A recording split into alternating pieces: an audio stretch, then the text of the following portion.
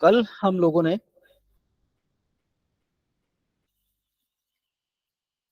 S13 के बारे में बात करी थी। आज हम लोग उसका जो प्लांट है, नॉर्मली ये जो S13 है 6 प्लांट से मिलके बनी है। 5 प्लांट हम लोग पीछे पढ़ चुके हैं, एक प्लांट है उसके बारे में डिस्कशन करेंगे।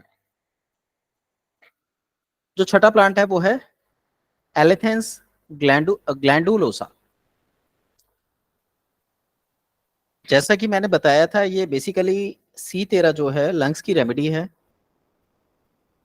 तो गले से लेकर या मुंह से लेकर छाती तक जितनी भी समस्याएं आती हैं सभी में C13 काम करती है। ये जो पौधा है, ये गले की खराश जिसके साथ बुखार हो उसमें प्रयोग की जाती है। शरीर में दो प्रकार की क्रियाएं चलती हैं, एक पॉजिटिव और एक नेगेटिव। इसी तरीके से बुखार जो है यदि आए तो उसके बाद गला खराब हो सकता है, या पहले गला खराब हो और फिर बुखार आए। तो हमारी जो रेमेडी होती हैं वो इसी के अनुसार चलती हैं कि पहले बुखार आया या पहले गला खराब हुआ। तो एलेथेंस जो है वो बेसिकली जब पहले गला खराब हो और फिर बुखार आए उस कंडीशन के लिए उपयोग में लाई जाती है। इसका जो काम है वो मन को शांति देना, जो कि गले में सूजन होने की वजह से तनाव युक्त हो जाता है, भारीपन आता है, सिर में दर्द होता है, उसको रिलैक्स करता है। शरीर की मन की चेतना को लौटाता है। यदि गले में खराश हो तो उसके होने के कारण अधिकतर व्यक्तियों को कब्ज या पाचन संबंधी समस्याएं आ जाती हैं। पेट में गैस बनती है जिसके कारण नाड़ी कमजोर हो जाती है। सिर में चक्कर जैसा महसूस होता है, हाथों की पकड़ कमजोर हो जाती है, हाथों से चीजें स्लिप करने लगती हैं, वॉमिट जैसा लगता है, सिर में दर्द हो सकता है, नाक से खून बहना, निगलते समय गले में दर्द होना, गले में खराश होना, खांसी होना। ऐसी सभी समस्याओं में जब बुखार साथ में हो तो एलेंथेस का प्रयोग किया जाता है। यह हमारे शरीर की ऊर्जा के स्तर को बढ़ा देती है और शरीर में भारीपन और बेचैनी को खत्म करती है। इसी में आगे लक्षण आते हैं जब पेशेंट को इस रेमेडी की आवश्यकता हो या बॉडी में उपरोक्त लक्षण आए हो। तो गले के लक्षण तो हमें दिखाई देते हैं, इसके साथ साथ शरीर में अन्य लक्षण और उत्पन्न हो जाते हैं, जैसे त्वचा पर पैचों का बनना, जिनके अंदर छोटे छोटे दाने हो जाएं, चकत्ते आ जाएं, फोफले बन जाएं,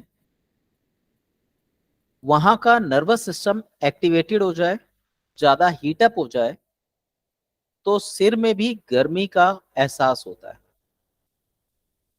जिसकी वजह से व्यक्ति अपने उत्साह को खो बैठता है और नेगेटिव इश्यूज को, बातों को पकड़ता है या करता है। व्यक्ति का चेहरा लाल होता है, गर्म होता है और व्यक्ति मानसिक रूप से उत्तेजना को अनुभव करता है, जिसके कारण उसके शरीर में कमजोरी के लक्षण उभर आते हैं।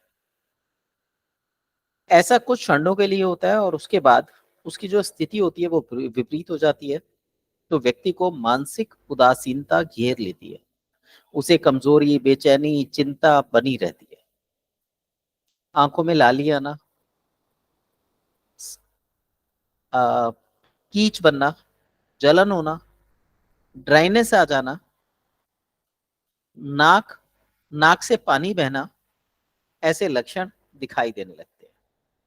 ऐसे सभी लक्षणों में जिसमें गले से छाती के बीच में रोग हो और उसके कारण बुखार आ जाए, C13 का प्रयोग अच्छे रिजल्ट दे सकता है।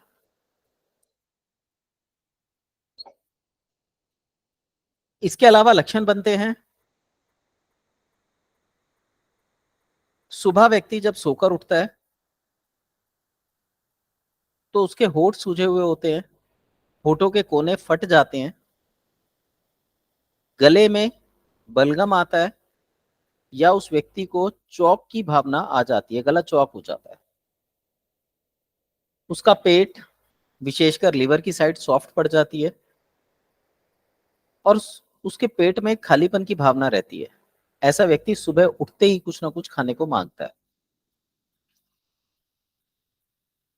ऐसी अवस्था में इस व्यक्ति का जो मल निष्कासन होता है वो पतला, पानीदार, तेजी से दस्त आना, उसके बाद हवा के प्रवाह के कारण मल अंदर रुक जाता है और पेट में भारीपन बनता है, गुदा में खुजली, जलन, बवासीर जैसे लक्षण निकल आते हैं।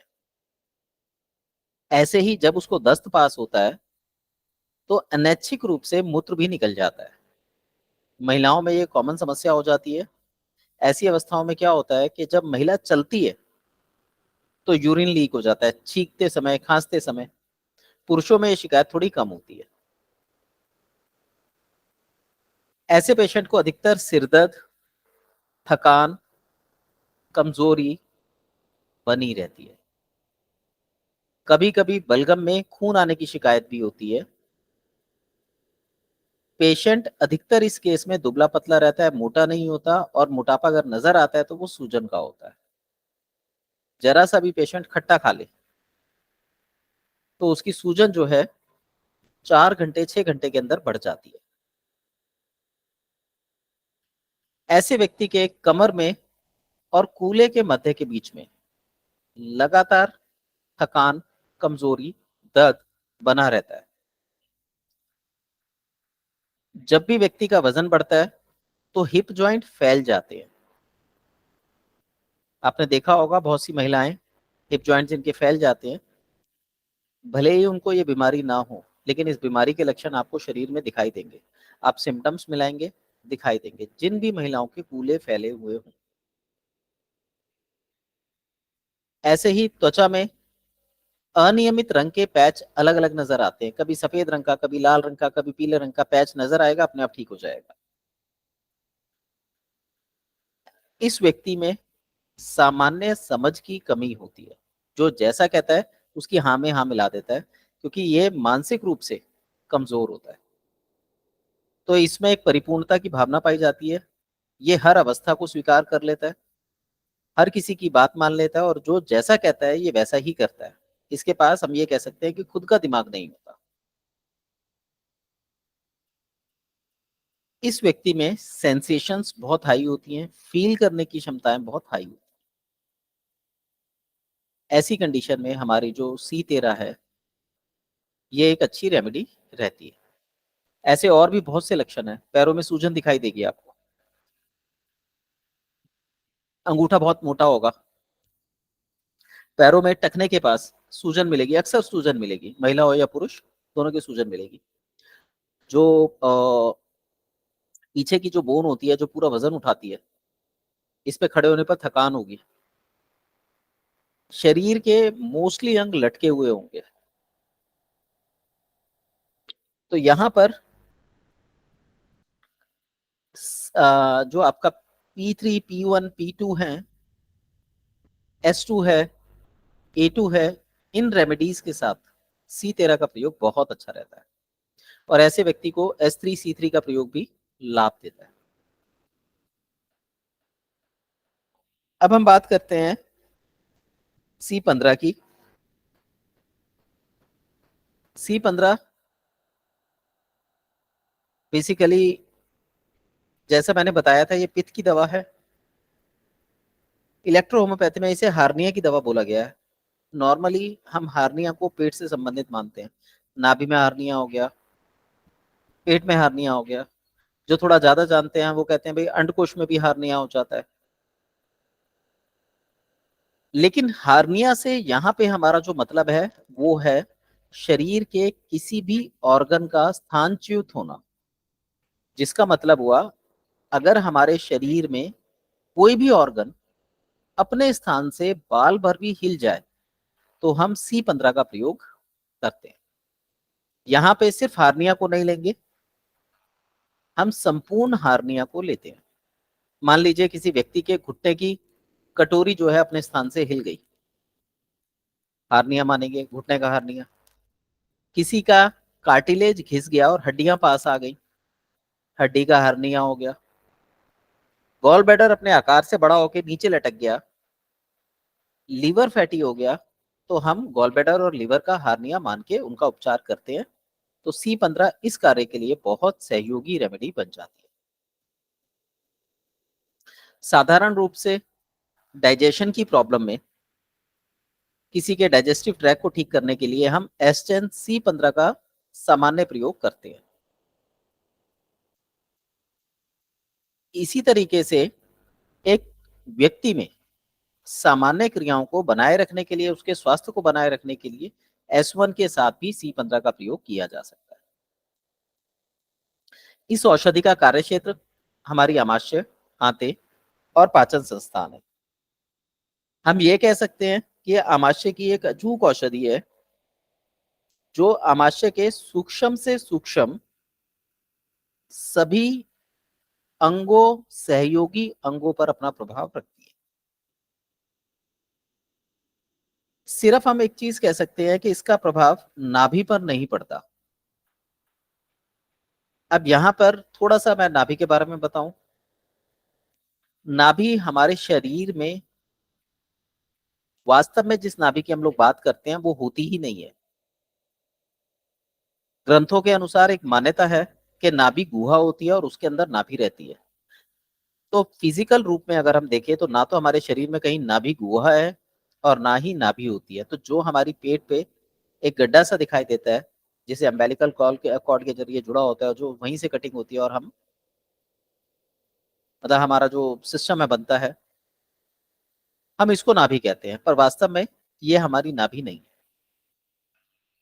तो C15 का जो प्रयोग है वो नाभि को छोड़कर उदर संबंधी समस्त कोशिकाओं पर अपना प्रभाव रखती है। इसके अलावा हमारा जो इंटेस्टाइन है, जो नाभि के आसपास रहता है, स्मॉल इंटेस्टाइन है, ये उसमें भी लाभ करती है। ये उसके प्रोसेस को बढ़ाने का काम करती है। ये औषधि सबसे पहले आमाशय पर प्रभाव डालती है, उसकी पाचन क्षमताओं को बढ़ाती है और उसमें आने वाली समस्याओं को समाप्त करती है। तो पेट के कैंसर, पाचन ग्रंथियों के अनियमित होने पर, पेट से संबंधित वेदना बढ़ने पर, आंत उतरने यानी IBS के रोग में ये लाभ देती है। जिस व्यक्ति को पेट में कीड़े हों, जिस व्यक्ति को गैस्ट्रो इंटेस्टाइनल की समस्या हो, जिस व्यक्ति को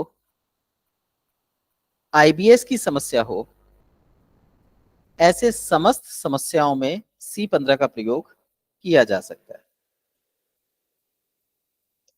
ज्यादातर इसका प्रयोग तब किया जाता है जब पेट में जो श्लैष्मिक कला होती है वो दूषित हो जाती है। जब भी पेट की श्लैष्मिक कला दूषित होती है तो एसिडिटी की समस्या नेचुरल रूप से क्रिएट हो जाती है।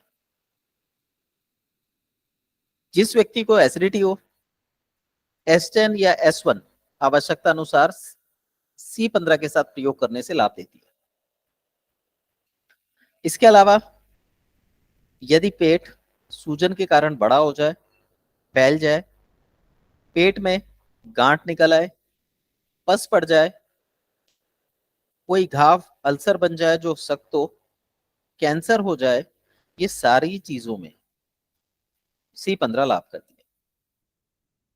ऐसे ही पेट में नजला हो जाए यानी पानी आ जाए, व्यक्ति की वमन की इच्छा हो, जलन हो पेट में, ग्रास नली सिकुड़ जाए, एसिडिटी की समस्या हो,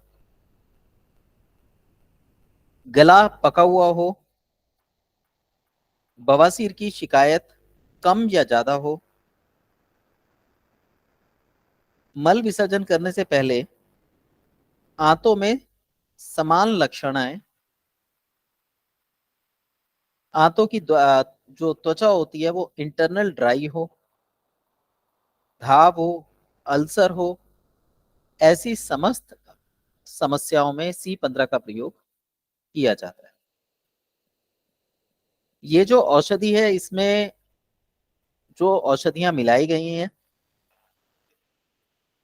ये औषधियां हमारे शरीर के रस और रक्त को, जिनका संबंध विशेषकर पेट और पाचन संस्थान से होता है, उसको शुद्ध करने का कार्य करती है।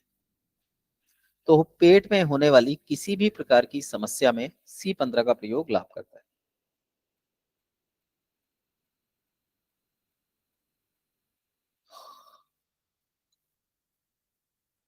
C15 जो है, ये इंटरनल रूप से त्वचा को सिकोड़कर घाव भरने का काम भी करती है। C15 यदि नाभि अपने स्थान से बार बार हटती हो, पेट में परेशानियां हो, तो ऐसी कंडीशन में इसका बाह्य प्रयोग किया जा सकता है। एक बात का विशेष ध्यान रखें, बेवजह किसी भी रोगी को C13, C15, C17 का सेवन नहीं कराया जाता। डेल्यूशन नॉर्मली इन तीनों के सेकंड डेल्यूशन चलते हैं। आवश्यकता अनुसार आप डेल्यूशन 1 या डेल्यूशन 3 का प्रयोग कर सकते हैं। इन तीनों दवाओं का प्रयोग लगाने के लिए अच्छा रहता है, बनस्पत पिलाने के। पर यदि लगाने से लाभ ना मिले तो आप इसे पिलाने में भी प्रयोग कर सकते हैं, पर बेवजह किसी भी व्यक्ति को इसका प्रयोग ना। सर 17, 13 और क्या मेडिसिन है sir? 13, 15, 17, C13, C15, C17। Okay, ठीक है। ये जो औषधियां हैं बहुत तीव्र औषधियां हैं। केवल C ग्रुप की कोई औषधि लेके आप रिजल्ट ले सकते हैं। अच्छा, आपने एक दिन मुझसे पूछा था ना कि ऐसे ऐसे लक्षण है तो कौन सी दवा बेस्ट रहेगी। Yes sir. आप एक बार C10 यूज करके देखिए, 6 बूंद 6 बार, और कल ओके रात की क्लास में बताइएगा। Okay sir.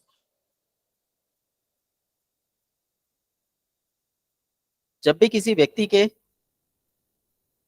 पैरों में जो हड्डी होती है वहां पर शक्ति आ जाए, जिसे हम गिट्टे पड़ना बोलते हैं, पेट में दर्द हो, आंतें अपने स्थान से हिल रही हो, और व्यक्ति बहुत ज्यादा बेचैन हो, उल्टी जैसी फीलिंग आ रही हो, खड़ा ना हुआ जा रहा हो, पेशेंट तड़प रहा हो, ऐसी सभी अवस्थाओं में इसका कंप्रेस रखा जा सकता है या मरहम लगाया जा सकता है, जो विद इन 30 सेकेंड्स रिजल्ट दिखाना शुरू कर देता है। इसकी अगर गोलियां इस्तेमाल करी जाए तो गोलियां जो हैं वो थर्ड डेल्यूशन में बेटर रिजल्ट देती है। और इसमें मैं ये कहूंगा कि आप थर्ड की बनस्पत फिफ्थ डेल्यूशन का प्रयोग करें।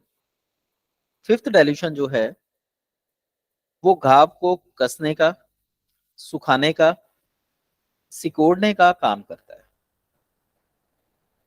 तो शरीर में विशेषकर पेट और आंत के अंदरूनी भागों में यदि फैलाव की समस्या है तो C15 से बेस्ट रेमेडी कोई भी रेमेडी नहीं है। C15 कुल 6 औषधियों से मिलकर बनी है, जिसमें से 5 हम पीछे पढ़ चुके हैं। छठी औषधि है कांडू रांगो मारा डेनुआ। इस रेमेडी का जो प्रयोग है वो भूख बढ़ाने के लिए, अपच और पेट के कैंसर के लिए किया जाता है, यानी किसी भी प्रकार का कैंसर हो, इस रेमेडी का प्रयोग किया जाता है। इस पौधे में एक विशेष प्रकार का पदार्थ पाया जाता है जो हमारे लार और पेट के रस को उत्तेजित करने का कार्य करता है। यदि कोई सामान्य स्वास्थ्य व्यक्ति इस रेमेडी का प्रयोग करता है तो उसकी बॉडी में एसिडिटी टोन हो जाती है, बढ़ जाती है। इसलिए इस रेमेडी का प्रयोग मैंने मना किया है कि बेवजह नहीं करना चाहिए। ज्यादातर जो नए प्रैक्टिशनर होते हैं वो S10C15 का जो प्रयोग है वो खाना खाने के बाद डाइजेस्टिव रेमेडी के रूप में करते हैं। यहां पर ये हानिकारक सिद्ध होती है। अगर आप डाइजेशन के लिए किसी को देना चाह रहे हैं तो S10 का सेकंड डाइल्यूशन बेस्ट रहता है खाना खाने के बाद एक कॉमन पैटर्न के रूप में। यदि व्यक्ति में ड्राइनेस ज्यादा है तो L1 का प्रयोग कीजिए, ड्राइनेस कम है तो L1 का प्रयोग कीजिए। तो S10 L1 का प्रयोग जो है वो उसके ट्रैक में स्लैश में कला बनाने और सुखाने का काम करता है। जब तक व्यक्ति क्रॉनिक कंडीशन से ग्रसित ना हो, मिश्रित अवस्था से ग्रसित ना हो, तब तक C15 का प्रयोग ना करें। इसके इस्तेमाल से डाइजेस्टिव डिसऑर्डर, सिर दर्द, मितली, अरुचि, उल्टी, पेट दर्द, एनोरेक्सिया, इंसोम्निया, लिम्फ सिस्टम का डिसऑर्डर, विशेषकर ये महिलाओं में ज्यादा पाया जाता है, और वो भी उन महिलाओं में जिनकी प्रकृति कफ की हो या कंधे कमजोर और हिप जॉइंट फैला हुआ हो। ऐसी ही महिलाओं में लिम्फ सिस्टम अधिकतर डिसऑर्डर पाया जाता है, या फिर ब्रेस्ट कैंसर हो। कैंसर किसी भी प्रकार का हो जो पेट, छाती से नीचे और पेल्विक रीजन से ऊपर का अपना प्रभाव रखता हो, ऐसे किसी भी कैंसर में आप इसका प्रयोग कर सकते हैं। जैसे पेट का कैंसर हो गया, फेफड़े का कैंसर हो गया, breast cancer, oesophageal cancer, uterine cancer, skin cancer, fistula, rheumatism. ये रूमेटिज्म जो है कॉमन डिसीज है जो आज की डेट में 10 में से 4 से 5 लोगों में पाई जाती है। तो इसकी हल्की डोज के माध्यम से हम इसको कंट्रोल कर सकते हैं।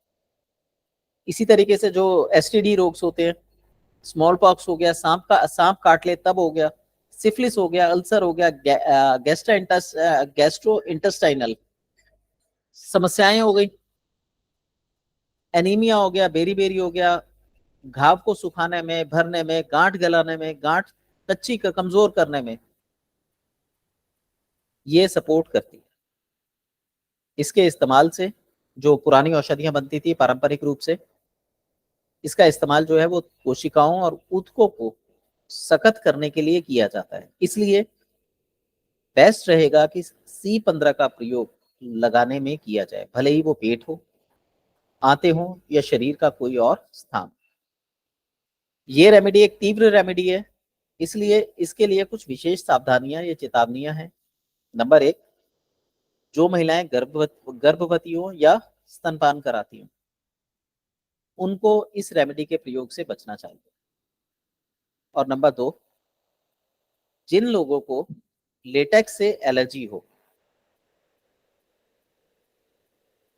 उन लोगों को भी इस रेमेडी के प्रयोग में थोड़ा सा ध्यान रखना चाहिए। आज के लिए बस हमारा इतना ही है। आप कुछ पूछना चाहें तो पूछ सकते हैं, नहीं तो हम क्लास खत्म कर दें।